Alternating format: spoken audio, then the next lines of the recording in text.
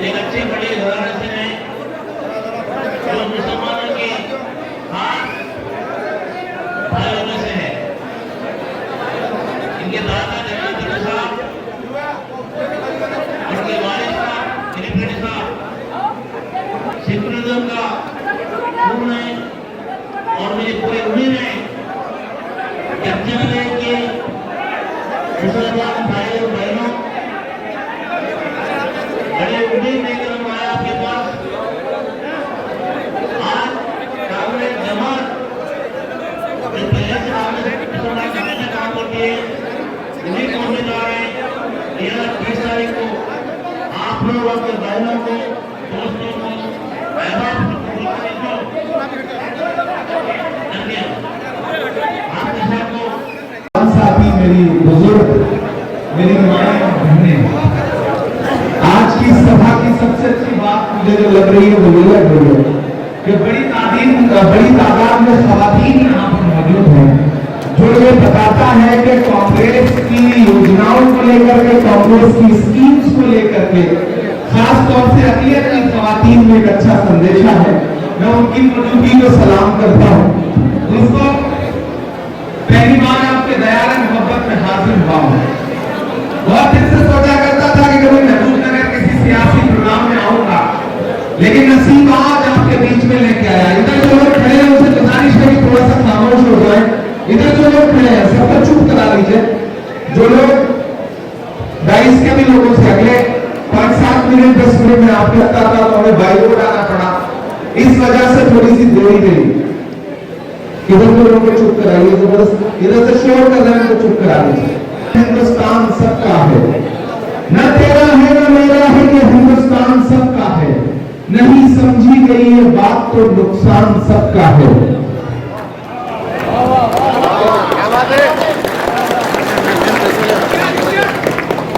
जो चलने वालों आने वाली 30 नवंबर को आपको अपने घरों से बाहर निकलना है और तेलंगाना के मुस्तकबिल का फैसला करना है।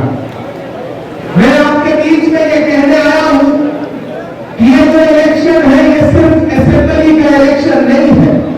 मेरी मां बहनों में खास तौर से आपसे मुखातिब होकर के ये बात कह रहा हूं कि आने वाली 30 नवंबर को जब आप वोट देने जाएंगी तो ये मत सोच के जाइएगा कि आप सिर्फ एक एमएलए चुनने जा रहे हैं। आप ये मत समझना कि आप सिर्फ तेलंगाना की सरकार चुनने जा रहे हैं। आपको ये सोच करके अपने घर से निकलना है कि ये तेलंगाना का इलेक्शन नहीं है बल्कि 2024 का सेमीफाइनल है। पूरे देश की नजरें तेलंगाना के इलेक्शन पर है। एक तरफ वो हुकूमत है जो पिछले 10 साल से आपको सिर्फ और सिर्फ झूठ और जुमले दे रही है। केसीआर साहब को दामन भर भर के आपने पिछले 2 बार में वोट दिया है। उन्होंने आपसे वायदे किए कि आपको 12% रिजर्वेशन देंगे। मिला क्या? मिला क्या? दूसरा उन्होंने वादा क्या किया कि आपको डबल बेडरूम देंगे। उधर केसीआर साहब ने अपना बंगला तो बना लिया, अपने बच्चों का महल तो बना लिया, लेकिन आपको डबल बेडरूम के नाम पे सिर्फ और सिर्फ झूठ और धोखा मिला।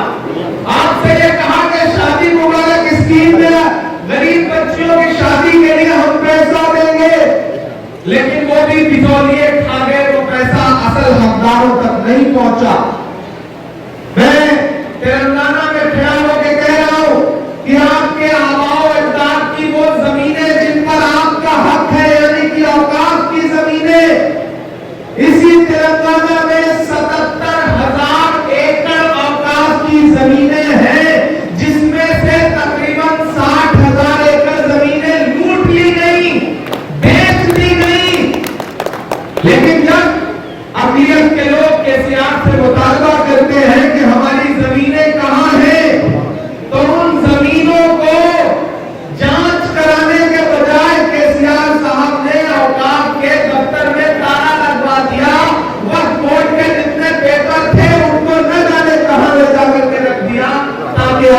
उन जमीनों की पड़ताल न कर सके, जांच न कर सके। पिछले 10 साल में आपको धोखा मिला, झूठ मिला। अगर आपको ये लगता है कि केसीआर साहब बहुत सेकुलर है तो आप गलतफहमी के शिकार हैं। चला वालों, मैं इस देश की पार्लियामेंट में बैठता हूँ, मैं मेंबर ऑफ पार्लियामेंट हूँ, मैं राज्यसभा में बैठता हूँ। मैंने वहां बैठ के देखा है कि जब भी केसीआर साहब भारतीय जनता पार्टी से, भारतीय जनता पार्टी को, नरेंद्र मोदी को कोई भी जरूरत होती है तो बीआरएस पार्टी पूरी की पूरी जाकर के नरेंद्र मोदी की गोद में बैठ जाती है। ये बात मैं सिर्फ इल्जाम लगाने के लिए नहीं कह रहा हूं। इसी तेलंगाना में आकर के नरेंद्र मोदी ने अपने भाषण में कहा कि केसीआर आए थे मेरे पास, अपने बेटे को चीफ मिनिस्टर बनाने के लिए मुझसे गुजारिश कर रहे थे कि मेरी मदद करिए। कौन कह रहा है? प्राइम मिनिस्टर नरेंद्र मोदी ने आकर के तेलंगाना में ये बात कही। तो मेरे भाइयों, मैं आपसे गुजारिश करने आया हूं, मेरी बहनों, कि कांग्रेस पार्टी इस देश को, इस देश के जमहूरी निजाम को, इस देश के आईन को बचाने की लड़ाई लड़ रही है। यह लड़ाई सिर्फ सरकार बनाने और बिगाड़ने की नहीं है। एक तरफ दिल्ली में वो ताकतें खड़ी है जो ये सोचती है कि मुल्क में नाथूराम गोडसे की विचारधारा से चलेगा। दूसरी तरफ वो ताकत खड़ी है जो ये कहती है कि मुल्क महात्मा गांधी के उसूलों से चलेगा, ये मुल्क मौलाना अबुल कलाम आजाद के उसूलों से चलेगा, ये मुल्क पंडित जवाहरलाल नेहरू के उसूलों से चलेगा। हम उनके नुमाइंदे के तौर पर यहाँ आपसे खड़े हैं। बाहर बारिश हो रही है, अंदर आप इस हॉल में बैठे हुए हैं। मैं आपसे संजीदा गुफ्तगू करना चाहता हूँ। यहाँ हमारा भाई अमृत रेड्डी खड़ा है आपके बीच पर। तमाम महबूब नगर के गढ़चल्ला के जो हमारे कांग्रेस के साथी बैठे तो उनकी मौजूदगी को सलाम करता हूँ। फेरिस्त बहुत तवील है, एक एक करके नाम लूंगा तो अच्छा खासा वक्त गुजर जाएगा। आप 12 बजे से पहले से इंतजार कर रहे हैं। मैं तो आपसे ये कहने आया हूँ और खास तौर से अपनी माओ बहनों से अपना दामन फैला के ये कहने आया हूँ कि ये इलेक्शन सिर्फ एमएलए चुनने का नहीं है। ये इलेक्शन सिर्फ एमएलए चुनने का इलेक्शन नहीं है। 4 सूबों में इलेक्शन हो रहे हैं, 5 में हो रहे हैं, 4 लोग अहम सूबे हैं। वो है मध्य प्रदेश, छत्तीसगढ़, तेलंगाना और राजस्थान। मैं रात में राजस्थान था, जयपुर में, सुबह यहाँ पहुंचा हूं, तब आपके बीच में आया हूं। मध्य प्रदेश होकर के आया हूं, छत्तीसगढ़ होकर आया हूं। छत्तीसगढ़ में और मध्य प्रदेश में इलेक्शन हो चुका है 17 तारीख को, और पूरी जिम्मेदारी से कह रहा हूं कि दोनों सूबों में क्लियर कट मेजॉरिटी के साथ कांग्रेस पार्टी की हुकूमत है। राजस्थान होकर के आ रहा हूं, राजस्थान में 25 तारीख को वोटिंग है, वहां भी हुकूमत बनने जा रही है। अब पूरे मुल्क की नजरें कहां पर हैं? तेलंगाना पर है। तेलंगाना वालों, यहां अक़लियत के साथी बैठे हैं, मुझे संजीदगी से सुनिएगा, मेरी बात ज़हन में बिठाइएगा, फिर रात घर में जाकर के सुकून से तन्हाई में सोचिएगा कि एक 35 साल का नौजवान आया था जो कुछ बड़ी संजीदा बातें कह के गया है। उसकी बात सोचने लायक है, समझने लायक है। एक तरफ आपके सामने वो कैंडिडेट है जो मिनिस्टर भी रहा, एमएलए भी है, 10 साल से आपको लूट रहा है, जिसने बॉन्ड लिख के दिया कि आपको कब्रिस्तान देंगे। हम आपकी तवक्को बड़ी छोटी है, हमारी कौम की तवक्को बहुत छोटी है। हम अपने लिए महल नहीं मांगते, हम अपने लिए बंगला नहीं मांगते। हम बस ये कहते हैं कि जब हमारी सांसों की डोर टूटे तो हमें 2 गज जमीन नसीब हो सके, सुकून वाली, हम वो मांगते हैं। लेकिन इस मिनिस्टर ने, इस केसीआर के दुलारे एमएलए ने क्या कहा आपसे कि बॉन्ड लिख के दिया कि हम आपको कब्रिस्तान की जमीन देंगे। दिया क्या? दिया क्या? वो भी नहीं दे सका तो हम उनसे और क्या तवक्को करें? मैं तो सड़कें देख रहा हूं, सड़कों की हालत ऐसी है कि गड्ढे में सड़क है कि सड़क में गड्ढा है, अंदाजा ही नहीं लग पा रहा। आते हुए ऐसा ट्रैफिक कि आधे घंटे से ज्यादा तो हम जाम में फंसे रहे। पता चला पूर्व मंत्री जी, मौजूदा विधायक साहब का घर और एक तल्ला ऊपर जाता रहा, एक फ्लोर और बढ़ता रहा, जायदाद बढ़ती रही। अभी मेरे सामने से गुजरे तो इंपोर्टेड गाड़ी में जा रहे हैं। यहाँ लोगों के पास चलने के लिए स्कूटी नहीं है, मोटरसाइकिल नहीं है, लेकिन साहब का इंपोर्टेड कार हमारे सामने से गुजरा। तब मैं यहां खड़ा होकर के आपसे कह रहा हूं कि अगर ये सिर्फ एमएलए चुनने का इलेक्शन होता तो मैं आपके सामने दामन फैलाने नहीं आता। मेरे भाई, ये इलेक्शन बहुत अहम है। ये इलेक्शन इस मुल्क के मुस्तकबिल का फैसला करने का इलेक्शन है। एक तरफ वो पार्टी है जो ट्रिपल तलाक का बिल हो, या फिर प्रेसिडेंट का इलेक्शन हो, वाइस प्रेसिडेंट का इलेक्शन हो, जब भी नरेंद्र मोदी को जरूरत पड़ी तब केसीआर सीधे उनके कदमों में लेट करके भाजपा के साथ खड़े हो गए। और एक तरफ वो पार्टी है जिसका नेता है राहुल गांधी, जो इस मुल्क में नफरत कम करने के लिए क्या किया उसने, कन्याकुमारी से कश्मीर तक 4000 किलोमीटर पैदल चला वो इंसान। 4000 किलोमीटर का मतलब समझते हैं आप? मैं चला हूं उनके साथ कंधे से कंधा मिला करके, सिर्फ एक नारा, नफरत छोड़ो भारत जोड़ो, नफरत के बाजार में मोहब्बत की दुकान खोल लगाओ। आपके शहर से भी तो गुजरी थी यात्रा, मैंने देखी है तस्वीरें, आपने किस तरह वालेहाना तरीके से इस्तेमाल किया था राहुल गांधी की यात्रा का। जब चलना वालों, आपका इस बात पे ईमान है ना कि मजदूर का पसीना सूखने से पहले उसकी मजदूरी उसे दे देनी चाहिए? ईमान है ना इस बात पर? यकीन है ना इस बात पर? तो मुझे बताओ कि इस मुल्क में नफरत करने के लिए कभी केसीआर अपने बंगले से निकल करके 4 किलोमीटर भी चले? नहीं चलेगा। आलय में एनकाउंटर हुआ, बच्चे मारे गए, हथकड़ी लगा करके, कभी केसीआर ने एक लफ्ज बोला एक लफ्ज? मुझे बताओ कि औकात की जमीनें लुटती नहीं, कभी केसीआर निकल करके आए, उन्होंने एक लफ्ज बोला एक लफ्ज? मुझे बताओ कि 12% रिजर्वेशन के नाम पे जब किसी महफिल में, किसी सियासी मजलिस में एक लड़का सामने से खड़ा हो गया और उसने कहा केसीआर बताओ हमारा 12% रिजर्वेशन कहां है, तो केसीआर ने जानते हो क्या कहा? बैठ जाओ, तुम्हारे बाप को बताऊंगा। ये जबान है। केसीआर के मंत्री कहते हैं कि हजरत उमर फारूक रज़ियल्लाहु अन्हु के बात पर इंसाफ पसंद देता हुआ है तो केसीआर हुए हैं। ये जबान, ये गुरूर, ये मगरूरियत, कहां हजरत उमर फारूक रज़ियल्लाहु अन्हु और कहां केटीआर कहते हैं कि वो अल्लाह से लड़ जाएंगे। ये जबान, ये ताकत कहां से आई है? आपने झोली भर भर के उन्हें वोट दिया, ये ताकत उन्हें तब आई है। आपने उनसे पलट के सवाल नहीं पूछा, ये ताकत उन्हें तब आई है। मैं बताता हूं उनका और भाजपा का रिश्ता क्या है। मनीष सिसोदिया का नाम सुना है, दिल्ली के डिप्टी चीफ मिनिस्टर का? जिस केस में पिछले 6 महीने से मनीष सिसोदिया जेल काट रहे हैं, ईडी ने जिस केस में उनको जेल भेजा हुआ है, जिस केस में संजय सिंह को ईडी ने पिछले 2 महीने से जेल भेजा हुआ है, जानते हैं उस केस का सबसे असली गुनहगार और असली जिसके खिलाफ मुकदमा है वो कौन है? लेकिन उनके घर पे कभी ईडी आई कभी ईडी?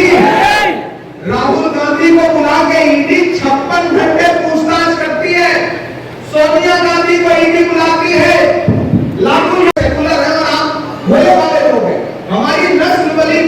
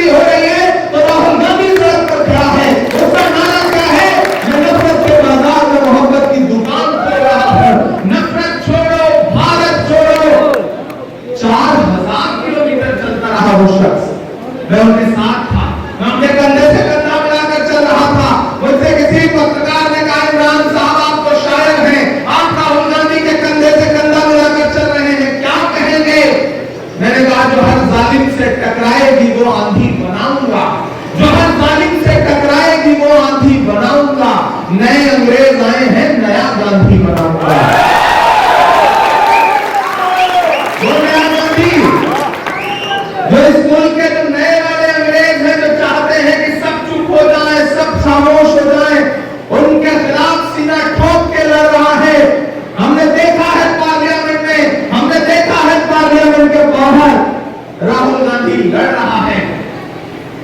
केसीआर ने क्या किया? आपको कितने का गैस सिलेंडर दिया? 1200 रुपए दिया ना। सुबह जब आप चाय बनाने के लिए किचन में जाती हैं और गैस का बर्नर ऑन करती हैं तो उसके साथ ऐसा लगता है कि अरमान भी धू करके जल रहे हैं। केसीआर ने और मोदी ने कितने का बेचा? 1200 रुपए का गैस सिलेंडर। कांग्रेस क्या कह रही है कि हमारी सरकार बनाओ, वही गैस सिलेंडर हम 500 रुपए का देंगे आपको। माइनॉरिटी डिक्लेरेशन प्रोग्राम जारी किया कांग्रेस ने। जानते हैं कितने हजार करोड़ का बजट रखा है पीएमओ के लिए अलग से?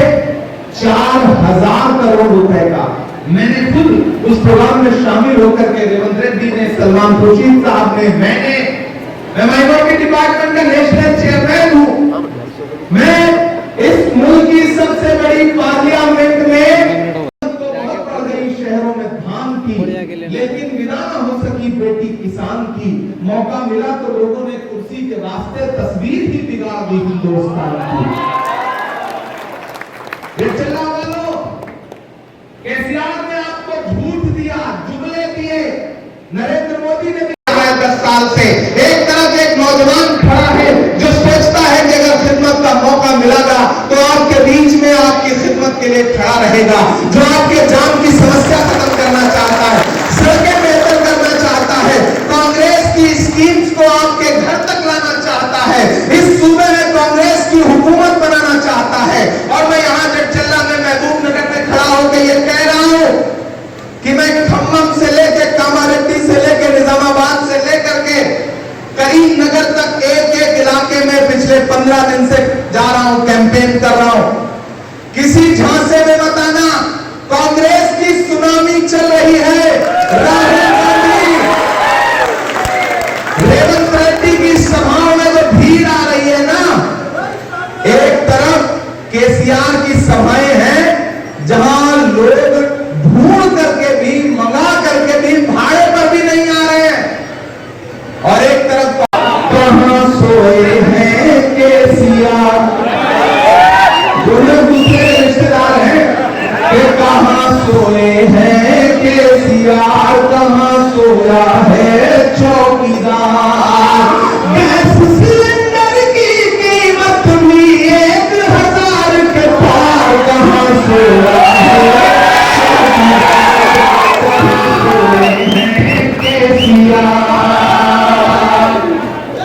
के चाय बेचने वाला पूरा भारत बेच रहा है। पार्लियामेंट में बैठे थे वो, सामने नरेंद्र मोदी जी खड़े थे, प्राइम मिनिस्टर साहब आज भी उधर। उन्होंने कहा बताओ कांग्रेस को तुमने 70 साल में क्या बताया? तो खड़गे जी हमारे आगे बैठे थे, पलट के बोले इमरान मत बताना, जो बताओगे उसको भी बेच देंगे, उनका काम सिर्फ बेचने का है।